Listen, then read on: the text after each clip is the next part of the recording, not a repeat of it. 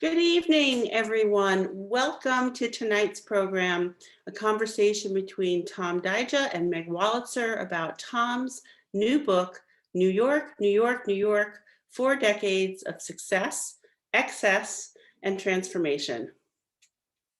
This book is my life. I moved to New York in 1981 and lived through all 4 of these decades, and I devoured this book, which brought back headlines and personalities and smells in one packed page after another. My name is Marcia Eli. I'm the Director of Programs at the Center for Brooklyn History, and I'm really excited for this discussion that we're about to hear. First, a word about CBH. The Center for Brooklyn History is a proud part of the Brooklyn Public Library. We hold the world's most extensive collection of Brooklyn-related materials. We bring education programs to classrooms across the city, and soon we'll be presenting exhibitions again.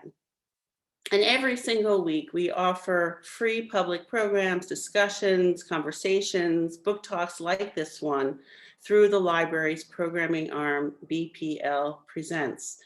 BPL Presents curates concerts, family programs, book talks, and so much more. I really hope that you will visit the Brooklyn Public Library website and find BPL Presents and explore what's coming up. I want to share 2 quick final notes.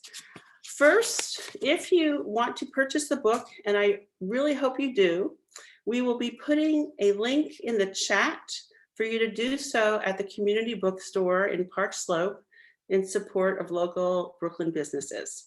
And second, I want to invite all of you to join the conversation, share your questions, type them throughout the conversation into the Q&A box at the bottom of your screen.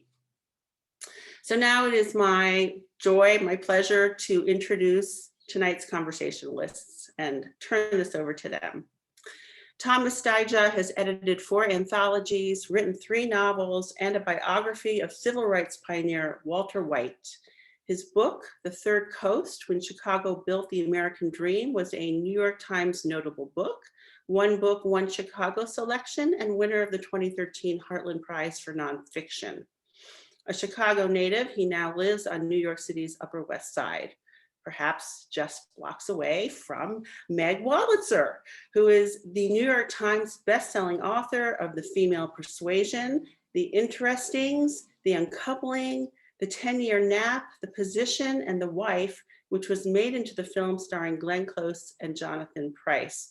She was the guest editor of the Best American Short Stories 2017 and also lives on New York City's Upper West Side.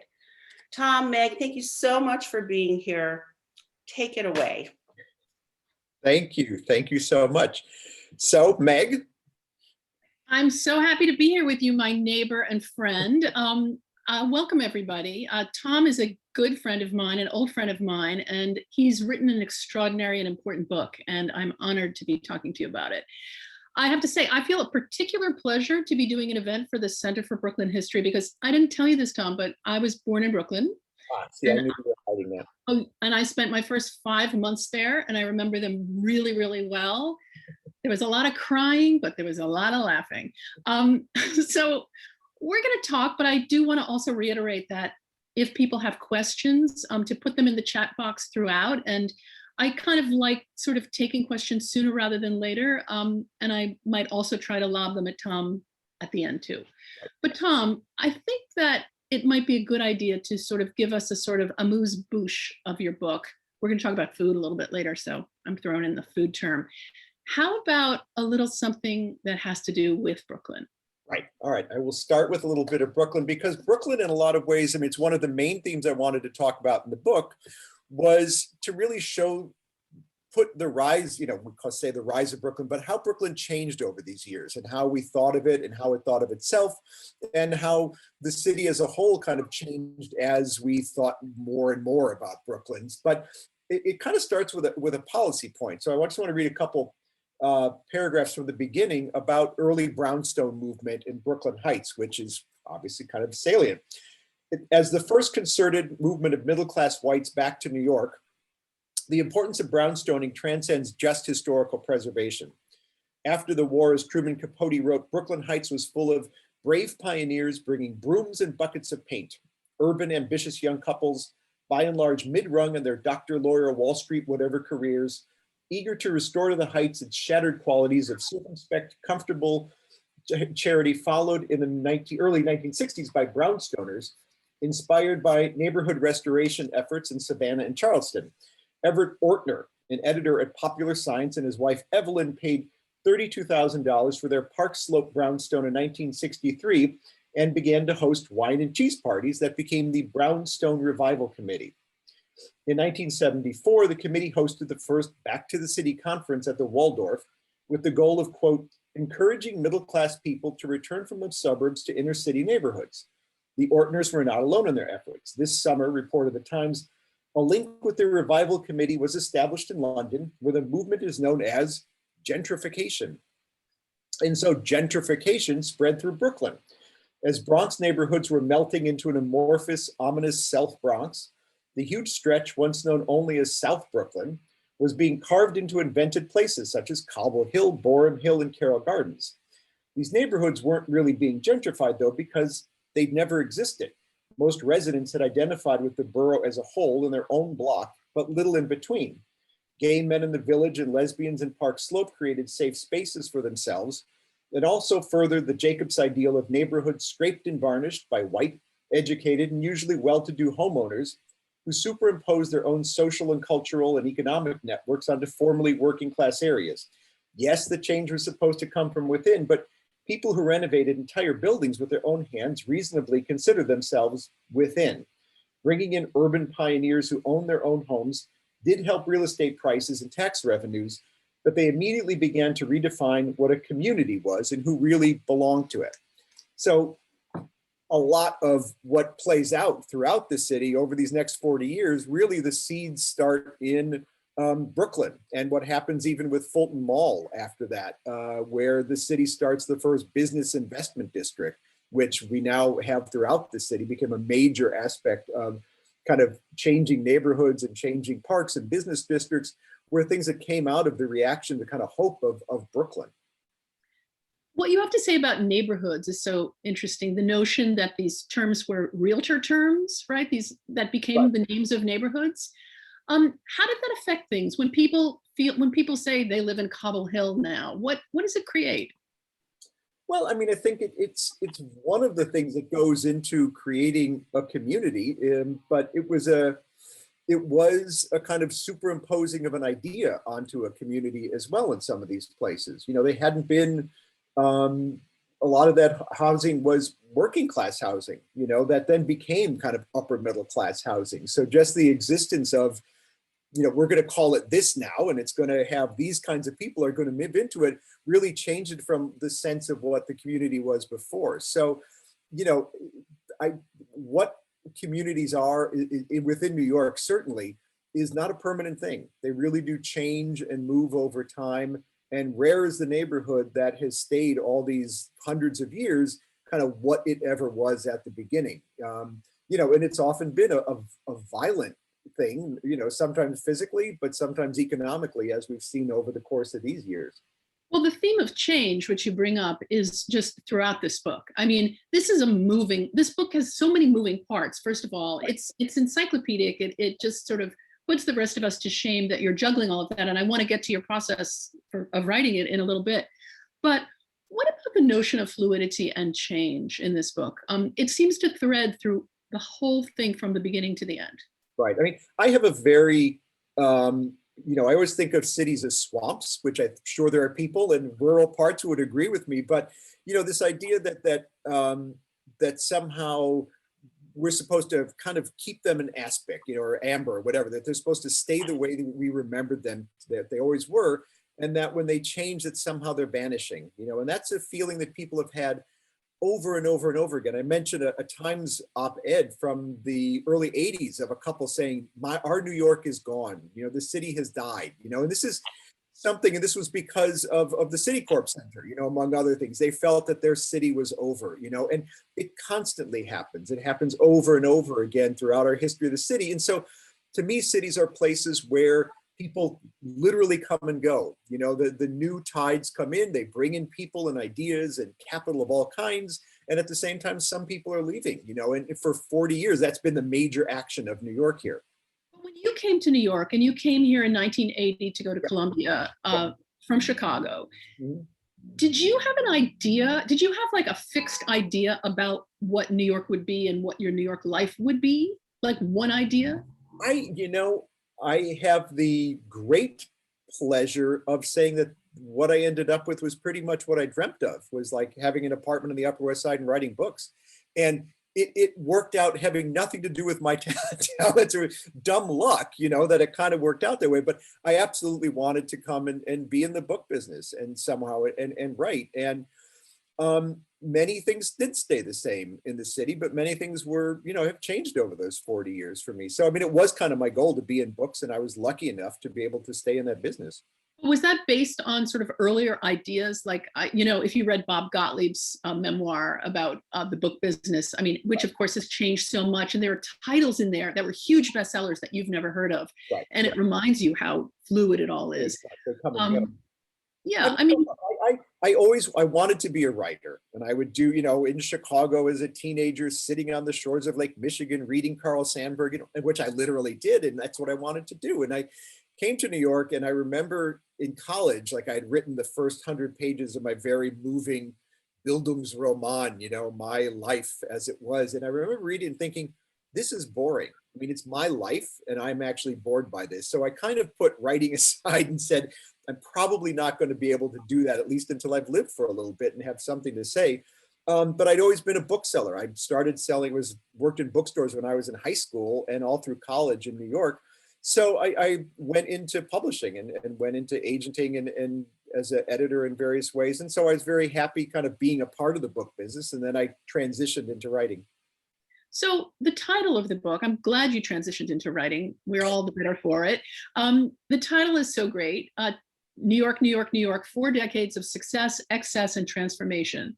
And that's a quote from an urbanist, Holly White, who was part of helping regenerate cities through people and through the power of people. Holly White's a really kind of stop me if you want me to not tell about Holly White, but he was I do want you to. important guy, right? I mean, he wrote a book called The Organization Man in the 60s, which were 50s, which was about kind of the growth of sprawl and the growth of suburban life. So all the while white flight is going, he's kind of the voice that's one of the voices that's saying actually cities deserve it and what would deserve more attention. And the suburbs are really not where we want this, you know, people going to. And he is someone who he sees Jane Jacobs at a Harvard graduate, the School of Design thing, and he kind of brings her into the Rockefeller fold, which is where he is a part of at this point. And he gets involved with the Rockefellers in kind of guiding them towards ideas on urbanism, about bringing the urban center back, the central business center as the place. And he especially loved New York. And he saw cities as the real job is to promote exchange between people. And so his answer for everything all during the 70s was more people, more people, more people. How do we bring people back into the streets? So he loved street vendors, crazy people on the streets. He was involved at the very beginning with changing Bryant Park, the whole goal of which was to tear down what Moses had done with it and open it up to people. You know, instead of having it be an oasis for the city, have it be something that the city just moves through and people come to. And so a lot of the sense that of people like Gordon Davis and Amanda Bird and a lot of people along these.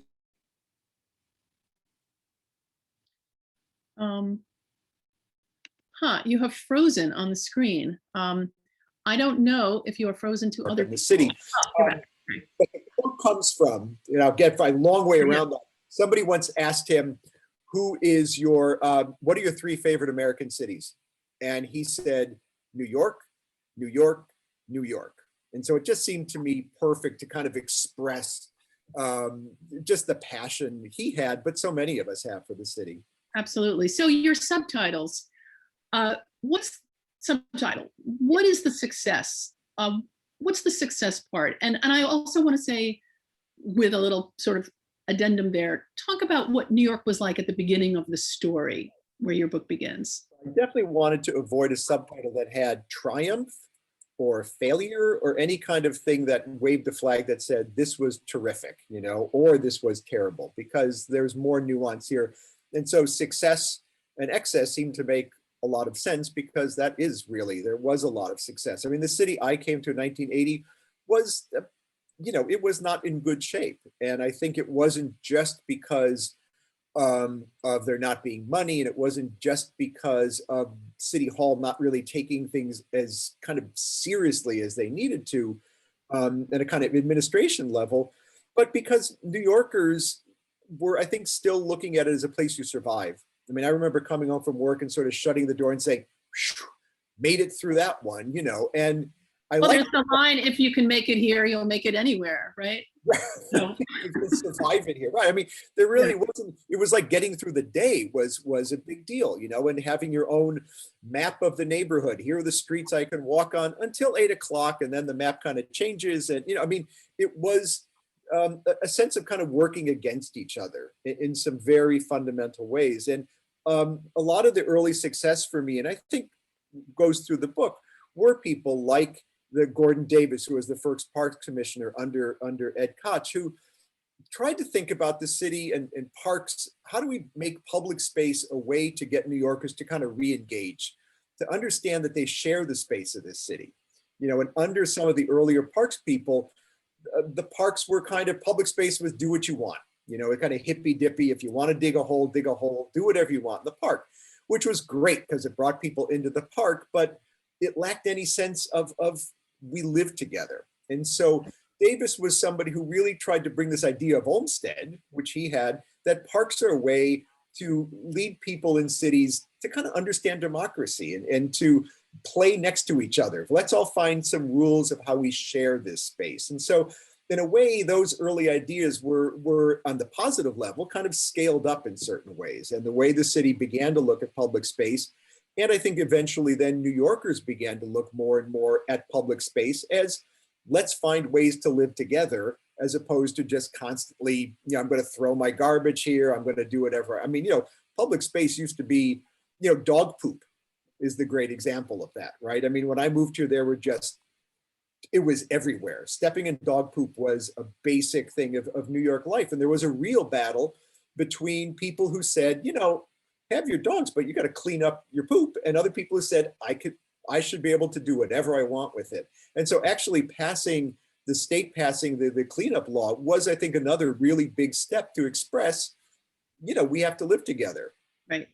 What about excess? Where does excess come in? I mean, having read your book, I see it throughout, but what are some great examples of excess in this book? We go back to when I moved here, but that was kind of when the excess, I think, really exploded, was the early 80s when Wall Street, the markets are deregulated under Reagan, and the real ethos of it's our patriotic duty to get rich really dove in, kind of dovetailed with the society of New York and the kind of the world of celebrity that was growing then. And so you had this great explosion of a real love of money becoming the visible goal, or the point of, it wasn't real unless everybody knew you had the money. It's not like there hadn't been rich people in New York before, but there was a certain, it wasn't quite rubbed in your face quite the same way. It wasn't showing people your money wasn't the whole point.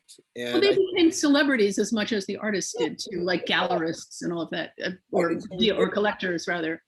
And there was a sense of kind of meritocracy involved, in that there was a lot of these people who emerged in the 80s, the Ralph Lauren's and people like that, who were people from the Bronx, working people who ended up here and kind of remade themselves. And that kind of furthered that Reaganite dream of everyone can get rich, because here was New York high society jetting around the world and wearing scuzzy gowns. And, dad had owned a deli somewhere in Brooklyn, or, in Detroit. So it was very deceptive, it was held up as an ideal. And even beyond anyone believing it anymore, then it became how it operated in New York. And I think it became a very destructive thing, as opposed to just part of the whole picture of New York. We've already described the third part, which is transformation. But do you want to expand on that a little bit? Because it seems to me that, of course, we're in the midst of another transformation. Are we always in the midst of a transformation in New York? I mean, listen, things are always changing, and as much as I wish all those places that I love going to, there's a whole block, 2 blocks away from me was, torn down with places. Well, I took a dancing lesson there, and I remember getting a contract notarized there. I mean, it pains me. I still walk by. Yeah, your first contract getting notarized. I always remember that. Yeah, I know, it's a crazy example, right? All right. There was a great diner around the corner that we used to eat at all the time. How about that? And a great pizza place. But so we all have those places, and the nostalgia that we talk about with New York has a lot to do with personal loss. I think the things we lose in our own life that don't always speak to the life of the city, because I could also probably argue that an old, Arthur Murray place was not what the neighborhood needed, and maybe what's there is better. But it on a large level, I think there are cyclical kind of things, and I think we are in a cyclical moment because of the pandemic, because I think we got to a certain place economically that it's going to be hard to climb down from, and we were pushed over that. And I think generationally, this was kind of the end of the boomers, and a lot of the quiet track of this book is, boomer life in New York, frankly. You started it 8 years ago, is that right? Yeah. So what was going on in the city in big ways 8 years ago? I mean, it was very much, Bloomberg was going out the door, and one way or the other, we were going to have probably a newer, much more progressive mayor. That was very much in the cards. And so it struck me that here was a real, they were now bookended. We had these 35 or so years that we were kind of looking at and saying, all right, what happened to the city over this time? And there was also, on a personal level, speaking about those kind of places you love, there was an old kind of burger place by me on Broadway called Big Nick's in the Belle Claire Hotel, which was very much a dive. The burgers were very not good, and they had, quiet, silent TV in the corner playing Three Stooges on a loop kind of place. I mean, it was just a great, awful dive. And it closed, and it wasn't like I went there all the time, but I just loved having this kind of seedy burger joint there. And it just really, for me, flipped the switch of looking around the neighborhood I've been living in for all these decades and saying, well, here was so much that was positive here that happened over these years. But then there were all these things that were awful. I mean, that went so far beyond, Big Nick's closing, that were really destructive to the city. And I wanted to get past, I think, a lot of the very binary conversations we were having about this good, this bad kind of thing, and really get down to the people and the events and how that transformation really began and what it really looked like for those of us who were living here, In that sense, I mean, because you are a fiction writer as well as a nonfiction writer, I was really struck reading this book, how you do go into that gray area, and you don't, you're not prone to sort of either or, you are prone to nuance. And I've always felt that novels are sort of like advent calendars. When you write one, there isn't just one way in. But I think reading your book and hearing about how you began it, it must be true of nonfiction as well. So when you started it, you tell this story about Big Nick's. And by the way, Big Nick is here tonight. And I don't think he's going to like hearing your description of the dive, but we'll. The fries were good. Something during the questions. What was your way in when you had the idea to write the book? Was it an image of a place you loved? Was it a feeling of nostalgia? Was it a desire to break new ground, or a sense that there hadn't been a book like this? Right. I mean, I did want to push back against some of the part of that whole discourse around that time was, and still exists, is that sense of the city, dying, or the soul of the city dying. And it was never, it's never going to be the way it was. And even then I was thinking, over this time, I've learned since then, it's something like 1.5 million people, immigrants from other parts of the world, come to the city and live here over this time. The real number coming through is more like 3 million who live at some point in the city. Over these years, hip hop is created, and it is, in the Bronx, and it's basically the largest cultural movement that comes out of New York in maybe its history, but certainly in the last 50 years. I mean, it is a major cultural phenomena worldwide, and that comes out of New York over this period when it's supposedly, dying, that its culture's dying. I can't look around the city and think that it's vanishing when all these things came and it was so richer in ways that maybe we didn't understand before, or didn't see at the time. So for me, I wanted to do a book that kind of pushed back against that. So that was one part of it. another piece was really going back and kind of fact checking everything I thought I knew, so Were you, I meant to ask you when we were talking the other day, was there something you were sure of was right? And then when you actually did the research, you found, wait a minute, that wasn't it at all. Well, I mean, the concert that I still truly love in my life, like my favorite concert was seeing King Sunny Ade.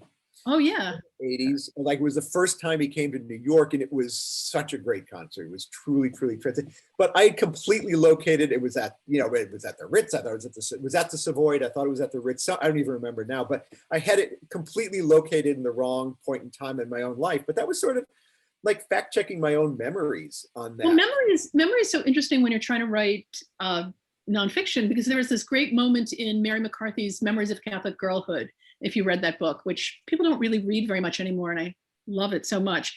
And her son insisted that they were on a bus together in New York City during World War II, and Mussolini was thrown off the bus.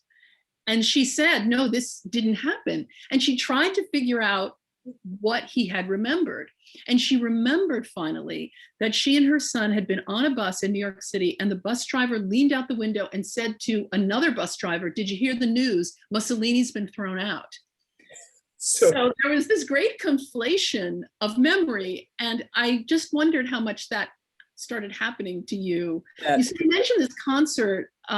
We do have a question actually that relates to the arts, and which is such a big part of your book too. It's such a vibrant. Talk about policy, but to me, the cultural change is just as enormous. The move from kind of analog to digital, the way words give way to numbers and how they intersect. I mean, I think that was as much in my mind as the policy stuff. So question away.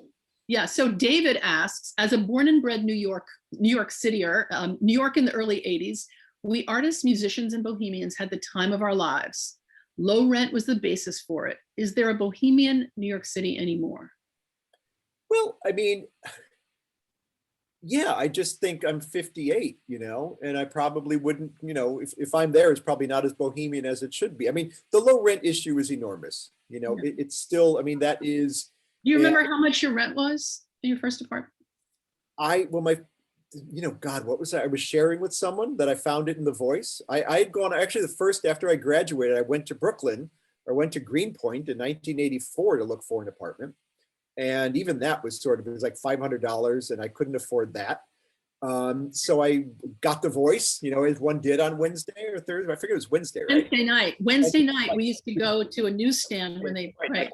I found a share on 102nd or so, and that was probably like $300 a month or something like that. I had a friend who had an apartment on 10th Street for $100, a tenement kind of bathroom in the hallway thing that he kept forever. And so, yeah, that kind of that cheap real estate aspect is undermines the ability of young people to come here and just sort of start fresh. And even our own kids who have grown up here have to ask the question of how do they live here? I mean, and that's a challenge for a lot of people, even the ones who are here. But, Bohemia is now, I think, way out on the edges. And, out in the Bushwicks of the world. And physically, geographically.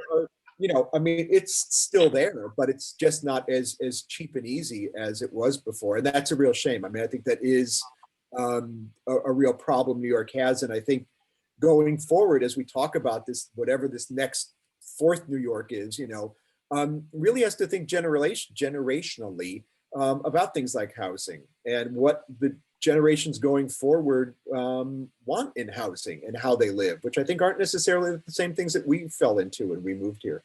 No, I mean, there's a related question from Andrea.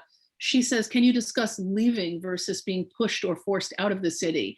These waves of change that you describe as defining cities can have a devastating impact on individuals and families who consider it home and communities. Absolutely. I mean, look, and that does it over its history and over these years, it cuts in a lot of ways, so obviously it's very true more recently with gentrification and dislocation in this kind of wave of hyped up real estate. And there's a lot of evidence that what's the worst thing that happens is that everyone's frozen into place, basically. And so, if you have no movement, if you're in your apartment, you're in your apartment, but good luck trying to move within your apartment. Your kids aren't going to be able to move there. Like, you're stuck in that spot, frankly. But I think of the 70s, the late 70s and early 80s, when the big real estate families started to unload their rentals and went co-op.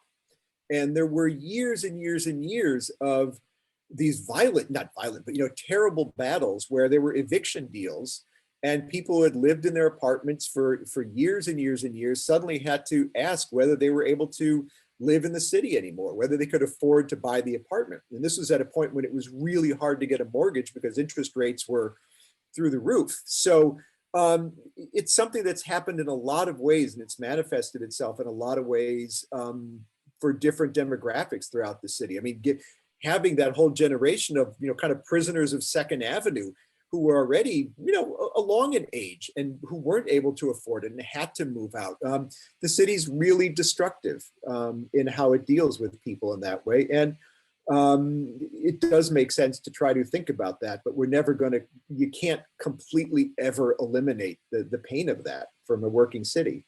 Right, right. So within the pain and within sort of time passing in this book, which you do so beautifully, again, the novelist in you is so good at characters. And you describe Ed Koch as having a tangy pastrami accent and all kinds of other lines like that that felt very novelistic.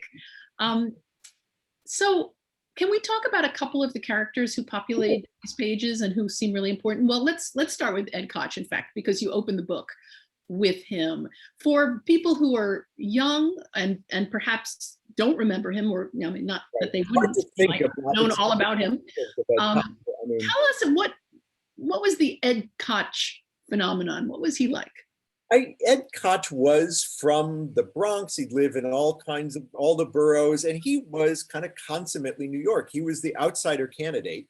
Mario Cuomo, Andrew's father, had been the candidate of the governor, Hugh Carey, and kind of the Brooklyn machine.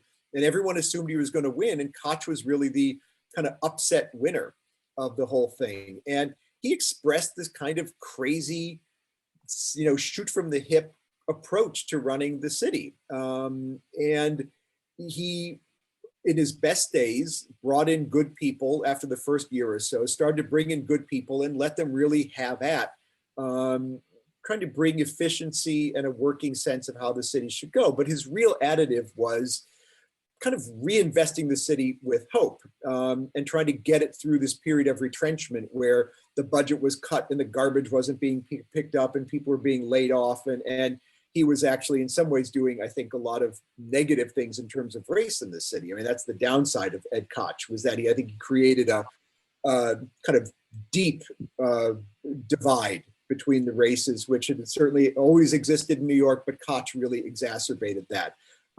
At the same time, I think on a policy level, his housing initiative was incredibly important, and I think laid the groundwork for what happens later on with crime, in that by bringing all kinds of people in, all kinds of ideas, and really supporting fresh ways of approaching housing, the city was decimated, all kinds of vacant lots. And again, here's a time when land was cheap. And so he was giving it away for $1, and people built houses and recreated neighborhoods and communities in the city. But he kind of took a all-comers approach to it. So, he lit a fire under the city, and lighting a fire goes a lot of different ways, but his energy was incredibly important.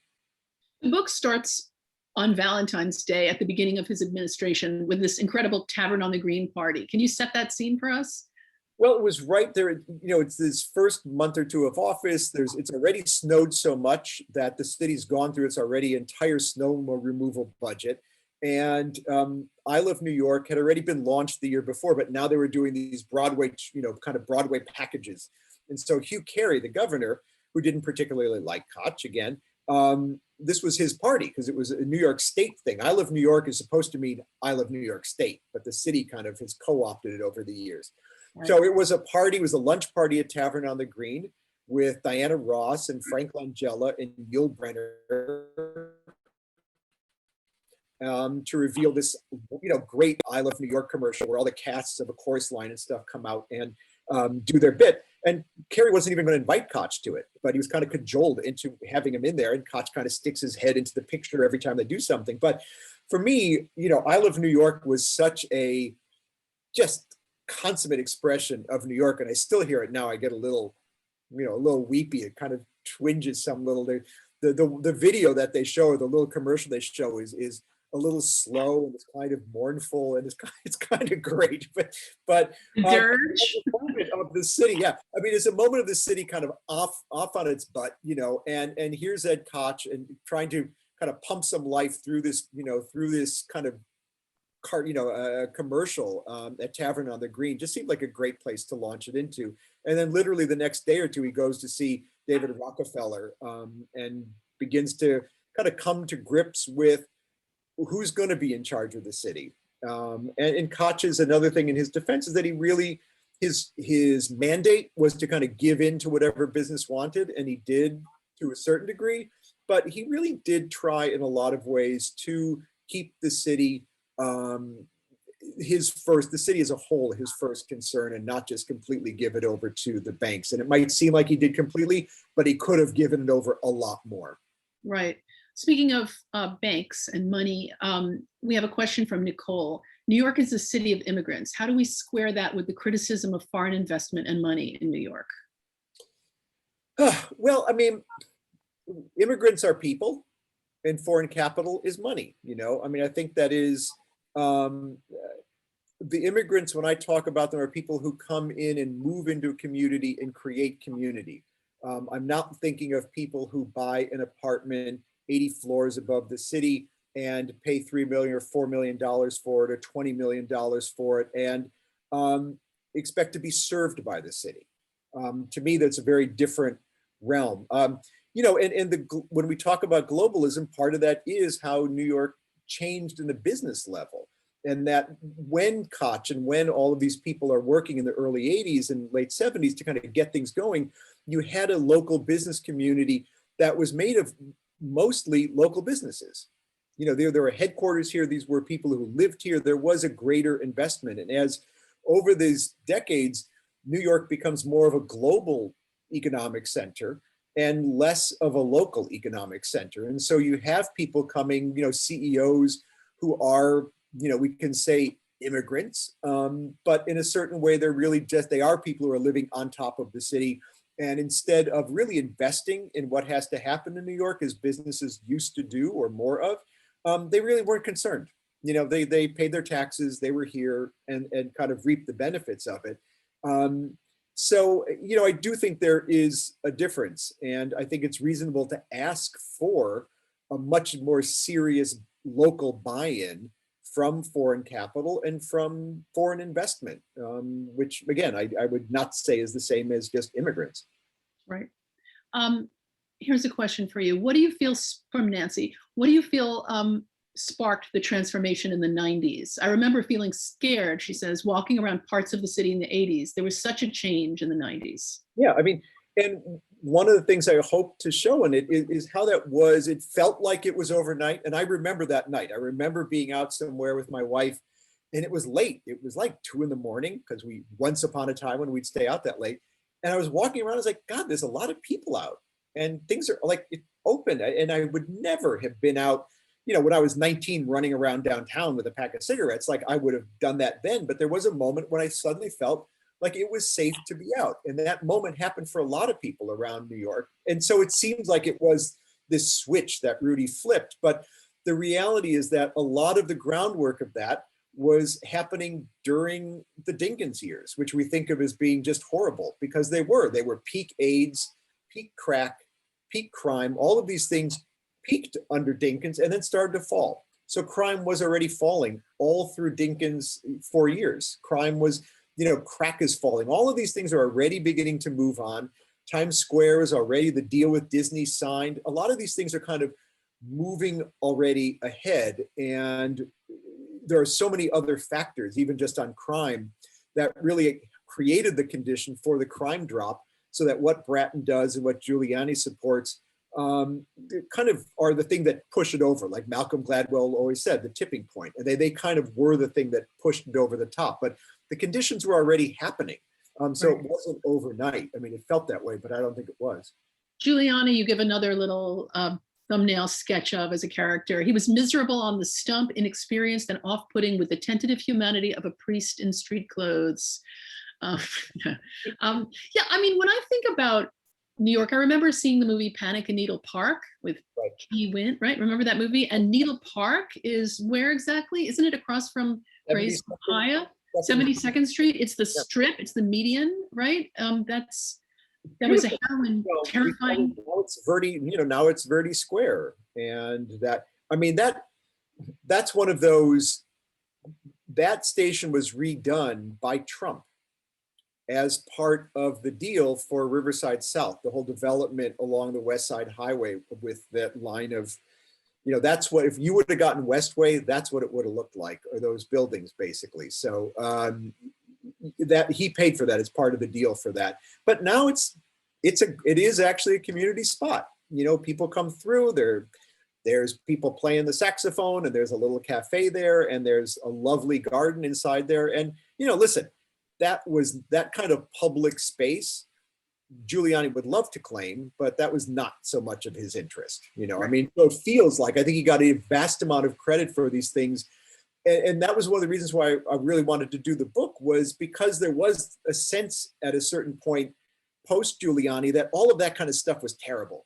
All these things that redid public space was somehow loaded and charged. And I wanted to go back to find the people who had actually come up with these ideas or started that work, and found that they were, like Gordon Davis, operating from Olmsted. I mean, they were much deeply rooted in a different sense of democracy. And then during the Giuliani years, it gets weaponized. And we go from trying to create some order in some places to enforcing order. And these places become a way to enforce control as opposed to letting people be together. And I think there's a way to get back to that. You can have good places in public space without policing them in the same level. Well, I think your book is somewhat prescriptive. Do you think so? Would you describe it that way? I mean, I think I wanted there to be, to show that some policies did work, but you can't apply permanent, inflexible policies on a place that's constantly changing. And Right. Things that might have worked at a certain period of time for a certain number of years can make sense. Even somebody like Bill Bratton said that kind of intensive policing that they did in the early years of Giuliani was supposed to end, but he gets fired, and Howard Safir says, why would we change what's going so well? And frankly, it wasn't just Howard Safir, it was the New York Times that said, why we should just keep doubling down. Why would we not keep doing this? Because now we know why you don't keep doing it, because it ended up being incredibly corrosive to the city. So I wanted to show a sense, here are things that worked, but here's where they went wrong. And that was certainly the idea even before the pandemic brought a lot of these things much more into relief, and I think made the prescriptive element more basic to the book. So I would be remiss not to talk about the AIDS crisis, which you write so powerfully about in this book. And I went and found that a quote from Fran Lebowitz talking about how AIDS decimated not just artists, but knowledge of a culture. There's a huge gap in what people know, and there's no context for it anymore. Do you agree with that?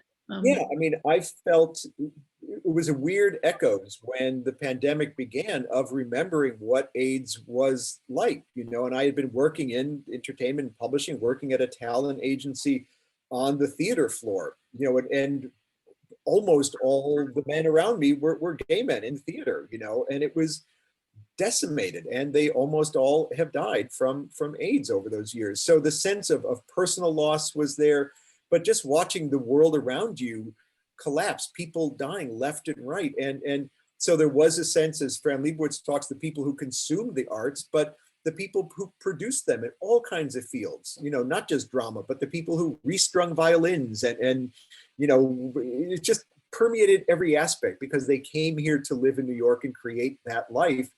And it's gone. And I think we have never fully recaptured all of that. And so I think we've kind of forgotten that moment, because that was I never thought we'd get past it, It's amazing to me that, when you talk to some people who who weren't alive then or weren't, in New York or didn't know, that much about what was going on to try to describe it, right? It's a visceral feeling. It's almost like the earth opened up and then it closed up again. And how did that fear and that anxiety and that deep grief that we all felt all the time. Well, and the sourness and the anti-gay attitude when people found, people wouldn't go downtown, they wouldn't touch things. I mean, we think people are paranoid about the pandemic and COVID and stuff, but this was just, people were really stopping to have anything to do with gay people, and were vicious. And sadly, the more people learned, they actually did not become more enlightened. I mean, in those Harry Kramer is a character in the book too. Yeah. I know he's been written about a lot, but talk about his advocacy on behalf of. I think the important thing, among many important things about Larry Kramer, was that it wasn't just, he was, involved at the beginning, certainly not the only gay activist working on AIDS, but he became very vocal and very strong and take no prisoners about it, and got thrown out of Gay Man's Health Crisis. I mean, he was a very controversial figure, but once it came to ACT UP and there was not a cure happening, drugs were very hard to find and very expensive. So when he began ACT UP as a kind of direct action protest movement, it kind of changed the nature also of protest. And we got back to something that was much more visceral and in your face kind of protesting, which I think is kind of continued forward. So I think his impact went beyond AIDS, certainly, into kind of how we speak to power again. I think he kind of refired what the Jane Jacobs era had kind of left. Yeah. I'm trying to sort of cover as much territory as I can in this little period of time, but your book, it is truly a massive achievement and kaleidoscopic in so many ways, but I want to make sure that I get across the sort of joy in this book. And I'm thinking about some of the experiences of art and making art, the sections with Keith Haring and Jean-Michel Basquiat. And can you talk about that new period of art? Talk about all the policy and stuff, and this is, I guess this is also the other part of the success when we talk about art, is that so much wonderful stuff came out of here. So, I when I was first came, I had I knew people who lived downtown, who live in the East Village, so I had a kind of a toe occasionally into that world, which was fabulously exciting. I mean, it was just the uptown and downtown coming together, the rappers and graffiti artists. And it was just a really tremendous moment that expressed itself in the Times Square show, which was on 41st Street, which was hard to describe, but it was incredibly important kind of launching moment for these arts, where people really came together. It was the place where the first showing of Basquiat and Haring were there. I mean, it was just a really important moment that Fab Five Freddy came down with Lee Quinones and did a big graffiti art thing and met Charlie Ahern, and they made Wild Style, which ended up being kind of the Rosetta Stone of hip hop, which if you've never seen that movie, it's absolutely like a time capsule of all that. So there's an enormous amount of joy in there. I mean, it kind of translates ahead into Brooklyn, where I really try to capture that kind of emergence of Brooklyn, people like Annie Herron and stuff, who kind of create another kind of people's art world, coming out of New York, do-it-yourself kind of Williamsburg emergence there. So at many, many, many, many places, the growth, the expansion of culture, the kind of end of that forward movement of progress with the little avant-garde coming up with things that then become worth a lot, it all kind of blows up, and we have this much more horizontal culture. And the battles we're having now about PC and things like that, we absolutely were having in the 90s. I mean, that was all people talked about. 1993 was this year where that was all people talked about, and so that's another thing that we've just kind of are revisiting. But there is a lot of joy along with the battle. So to me, it was a very positive book. I'm happy that people take it optimistically. No, I mean, did you have a feeling when you were writing it of where the balance would be? Were you gonna try to sort of be fair to everything, or did you already know one piece would get more weight than another? I mean, it's such a large topic. Well, I mean, the first draft I handed in was 1,300 pages long. So that was about, Yeah, what's your problem? that's about 310,000 words, which were a few more than the contract called for. So, yeah, that was that whole question of balance and what gets what. I kind of found the book by cutting away at a lot of so I mean, that's part of how taking things that were 3 pages long and turning them into a paragraph is kind of one of the ways I got to that kind of pacing. So the balance was not necessarily something I could say I sat down and said, okay, here's how it's going to go. I mean, that was really something that I kind of edited it into over time. Well, Sam Reisman says, Oh, Sam Reisman. Okay, sorry. I just need to give Sam a shout out. Sam was, because I didn't know if he was going to be here, Sam was my researcher who did the kind of big, like heavy lifting and going to the Furman Center and places like that and just getting me housing and vacancy surveys and all the kinds of raw numbers and things that I was able to really build on. So Sam, hats off to you. I really appreciate it. And hopefully his question's now like, why didn't you give me $1 million or something? Yeah, right. When are you going to pay me? Yeah. What stage were you at in the book when COVID hit, and how did it challenge or affirm the book's narrative? And did it force you to rethink it? What do you think the pandemic's long-term effects on the city will be? Well, I can do, I mean, I'll do the first ones first. I mean, it was already kind of in being edited and kind of ready to go almost. And then it was kind of happening during the pandemic, and it became clear that I needed to sit down and redo the introduction and really look at the book now and through the pandemic, because the impact was not sort of, this was a crazy month. It was now, this is a long-term impact on the city. Not just that, but also George Floyd, inescapable. Those things together made us have to do that. So I changed the introduction and I wrote the epilogue, which kind of brought things up to date with de Blasio. It suddenly felt like there was a big de Blasio shaped hole in the book to not address that, since I needed to talk about where we were now, I think. So the epilogue was an add-on in the last months of working on the book. And I think, the issues of the pandemic and George Floyd really did bring a lot of the things I was talking about to a different level. I don't think we were ready to talk about change on this kind of degree before this happened. And I think it opened up people to begin to talk about that. And in that sense, I don't want to use the word fortuitous because that's awful, but fortuitously, I think we're ready to talk about change now. And I think that is ultimately the core of the book, is we can look forward. We have beaten things like this. We have had terrible times. We can get to a new place, but we have to think big and creatively and generously. And we personally have to get involved. I mean, those are my real heroes of the book, are the community organizers and the, just people in neighborhoods who decide, we need to do something about this. And as I met more of them, I just became so much more enamored of them, and they're really my heroes of this book. Yeah. There's this notion of collaboration is just in the book, but you say something like keeping it up to date. Of course, the beautiful thing about a book like this, and about this book in particular, is that the city's going to keep moving, right? Yeah.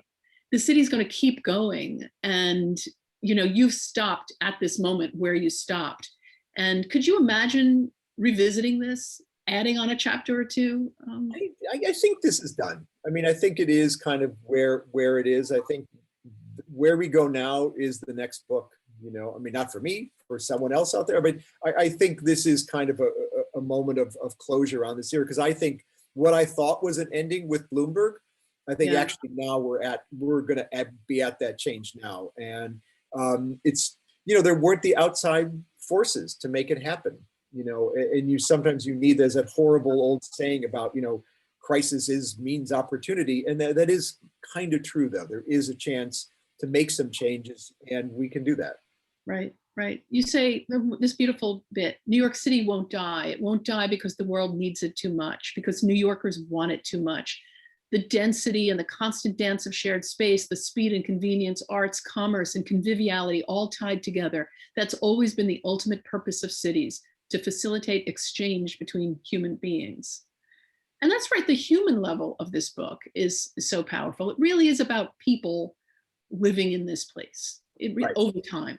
That's what it is. Yeah, and there's so many of them, the index is long, and there's a lot of, just trying to include people in here, because that is the experience of New York, is just the volume of people that you deal with. And a large structural big idea of the book is kind of moving from a more collective world of parishes and unions and the mob and kind of living in groups to the world we live in now, which is more kind of network based. And that was happening even before the internet.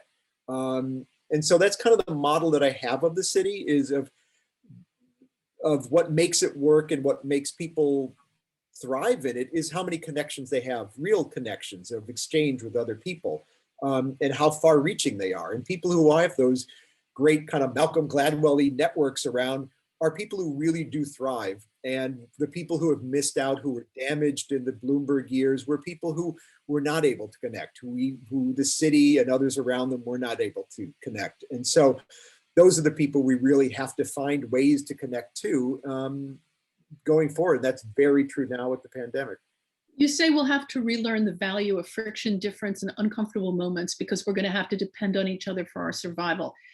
Is that a line that you wrote post-pandemic? Oh, yes, absolutely. Yeah. I mean, I think that was kind of inspired. Richard Sennett, I think, said years ago in the 60s, something that was most important to me there was, we tend to think of building community when we do that. We always talk about what we have in common. Here's what we have in common, and what he says is, in a nutshell, that doesn't really do it.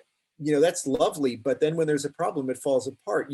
Communities are really built on differences, and being able to discuss them and deal with them. When you have communities that can do that,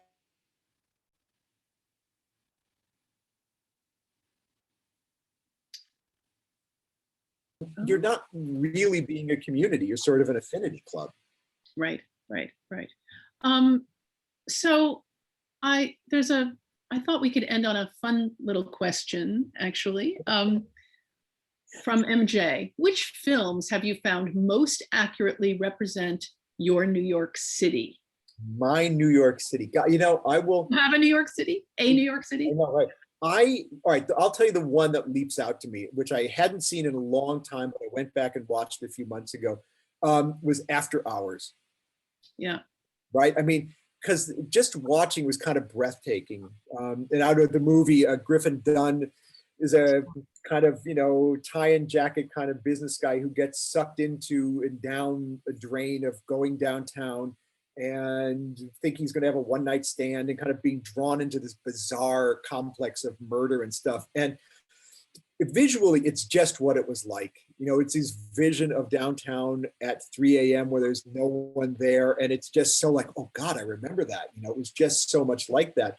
And that sense of just, and this is more about me probably in the city, but that sense of going down there and just thinking anything can happen here. And you just don't know what's going to happen tonight, and, and you went there, Bowery, going to weird bars underground with, private clubs and things like that. I mean, listen, I think that city's still out there.